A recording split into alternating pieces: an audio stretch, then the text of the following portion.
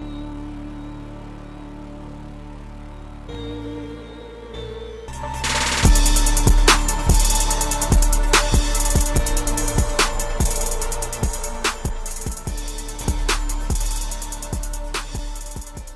going to talk to you today about sort of getting into employment and the challenges you come up against, particularly when you've got physical disability, because that's obviously what I can speak from. But to tell you the full story, I'm actually going to tell you sort of my story up until this point. So, like I say, I'm Charlie Randall, I'm 20 years old and I have cerebral palsy. Now, the reason for my disability is due to when I was born, I was 10 weeks early. So I had a weakened immune system. So to combat this, doctor said, okay, we need to give him a blood transfusion. But they said to my mum, okay, take him home, get him settled in, bring him back for the blood transfusion. Unfortunately, during that period, I caught a bronchiolitis infection, and because of that, I stopped breathing. Now, because of lack of air to the brain, it caused my disability, and means that I struggle with fine manipulation and just balancing in general. Walking's a bit of a challenge, as you can probably see. So from this up until, fast forward a few years, up until now, sort of early teens, I was a typical teenager, didn't want to do anything, wanted to play PlayStation all the time, just wanted to play with friends. Then opportunity came around for me to have an operation called selective dorsal rhizotomy. Now this operation, they open up your spine and sever the nerves in your spine that are sending the wrong signals to your brain, which give you a bit more mobility when it comes to moving. So if you imagine, typically with cerebral palsy, you're very stiff, very rigid, and that's sort of your strength. So they cut the nerves, and this gives you full control of your sort of movements and just relies more on your actual muscle tone and what muscle you have as opposed to the stiffness. But because, so I had the surgery in February 2012, if I remember rightly. It was out in St. Louis, Missouri. As I said, I was a typical teenager. I didn't have a clue what was going on. Mum signed me up for it. I was off to St. Louis and was none the wiser of what was going on. So after that, went to have the surgery. It was a 4-hour surgery where they carried out the procedure. They then went on, I woke up. Now this is the bit where it sort of clicks.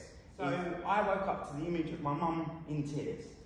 Now, as a child, sort of 13, this terrified the hell out of me. I was like, why is Mum crying? What's going on? So I woke up, because obviously Mum's looking at me, I'm puffy-faced, just woke up from surgery, she's thinking, God, I've just spent a load of money and I've just made my child worse than he started out. Now, obviously, I've woke up, I had to spend 5 days in hospital, not allowed to move, not allowed to do anything. Then they said, right, we can get you out of bed. So I sat up out of bed. First thing I noticed is I'm really struggling to hold my head up, just move in general. In fact, I remember to this day that I had to get my dad to stand in front of me to go to the toilet. Not for any reason, just so I could rest my head on him, because if I didn't, I was going to go flat on the floor. This was sort of a realisation of, okay, what's happened, what's different. So it was just a realisation of, obviously, as I mentioned previously, I was relying on the stiffness of my muscles to hold me up. Now, I didn't have any muscle tone to do basic movements. So then, after sort of 5 weeks intensive physio, they obviously slowly started building up. But again, I was a typical teenager, didn't want to do the work. I'd even had a doctor say to me, look, if you don't do the work, you will end up in a worse position than you started out. I got home, as I said, I didn't really want to do anything. Then fast forward sort of 6 months, I went to see London 2012. I saw Ellie Simmonds win a silver medal, I think it was.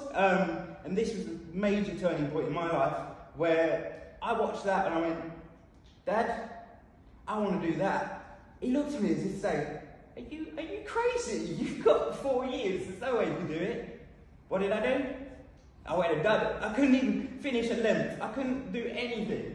But I set my mind to it, I was going to do it. I managed to get myself to sort of Paralympic standard within 4 years.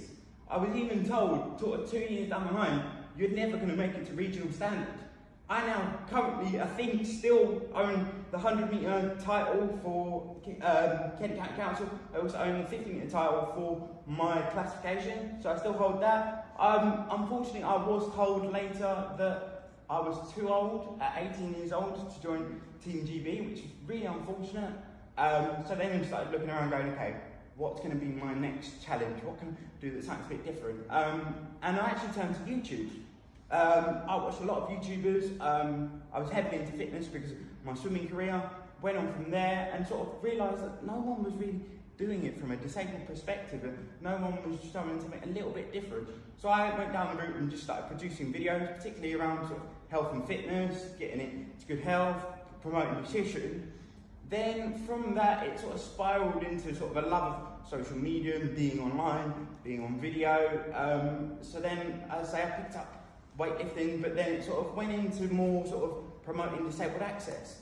Now this is where it comes in. So I now I promote disabled access online on both Instagram, YouTube, LinkedIn, all of the platforms, and just sort of promote that we do live normal lives, and we do have girlfriends, we do go out with friends, we do normal stuff, which people seem to think with disabilities you live in this tiny little box and don't go out, and all we do is we go to work, come home at 5, and that's it. That's our life.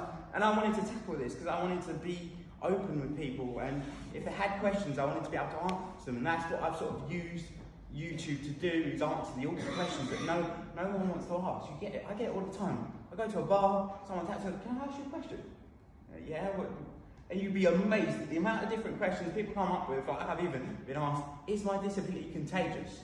So you telling me if I sneeze, your legs are going to stop working and you're going to fall to the floor?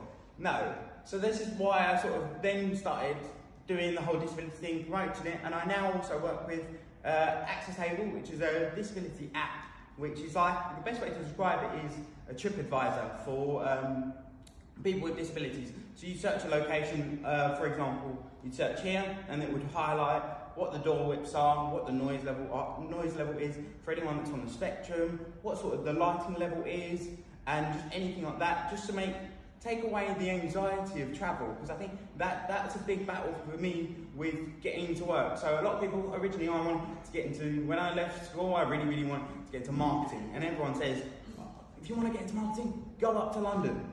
Have you ever tried getting up to London when you're in a wheelchair? It's atrocious. So it sort of really helps with that, because you're able to sort of search whether the train station is disability accessible, and then go from there. So this was sort of where it all came from. So as I said, I left working with Information Advice for Ken in July this year. So the way I got into my previous role now, I'll go on to that a bit later. So that was actually through working on LinkedIn. So I got in contact with a recruitment agency based in Kent. He did a thing called, he calls it Freebie Friday.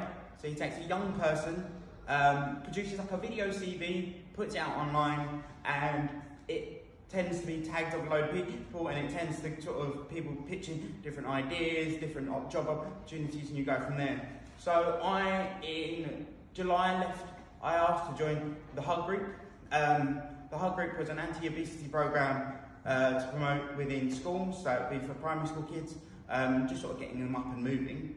Unfortunately, they ran into some financial trouble. In fact, this was as early as sort of it was Tuesday I found out last week that they had to let some people go, and I was one of the individuals who was being let go. So I straight away went, right, back to the drawing board, what can I do? Obviously, as anyone would, I was terrified. I was about to be unemployed at Christmas. Oh no, what am I going to do? So I just started contacting different people, applying to different things, and I actually, luckily, I think on Monday, am I correct? Yeah.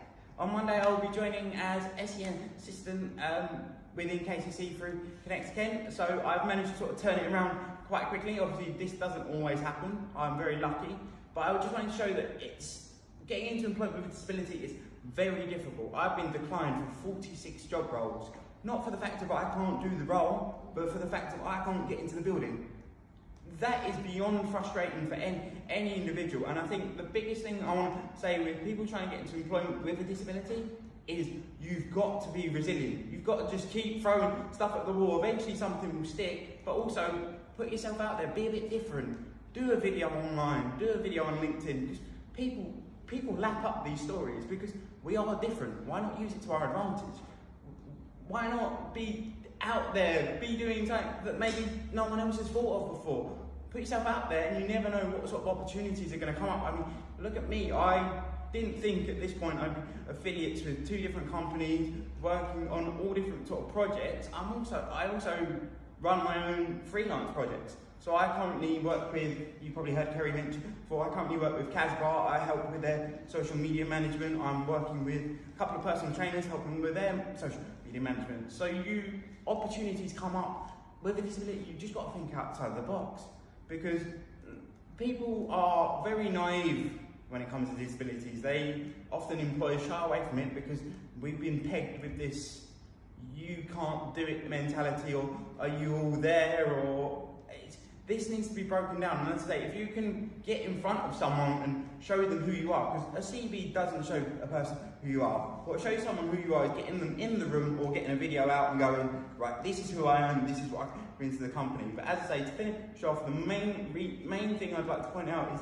with a disability, with anyone with disability, whether it's people you work with, friends, family, be resilient, and also support. If you are helping a disabled person, particularly when I was job hunting, I hated the phrase, "it will come." As much as it will come, sometimes you need to be that person that just agree with them, hold their hand, because they're fighting a battle that's uphill that no one else is fighting. Because we have to go, job hunting is difficult for everyone, but we have to go through so much more because of the situation of we can't get into work, not because we're unable to do the role, but because of the constraints that a location has. So if you are helping someone find a job with a disability, just be there to hold their hand and sort of guide them through the process. And even if they just want to vent at you, I had multiple times, so I just wanted to vent, I just wanted to scream, shout, kick my feet. And it's just good to have that person that you can go, look, don't tell me what everyone else is telling me, just agree with me and just believe that it is hard. So as I say, the biggest thing is just be resilient and be a friendly face. If you're helping someone job hunting with a disability, just be that person that, just be what they need you to be at that time. And I think that's also what I want to convey to other people, is just, sometimes you just need a little bit more help. And you never, like I say, just be resilient and be helpful. I think that's what I want to finish on. Hopefully this gave you a bit more sort of an insight into what it's like job hunting. If you do have any questions regarding sort of my YouTube channel, any sort of challenges I've come up with, any sort of organisations I can point you in the direction of, please do come up to me at the end and I'll help you as much as I can.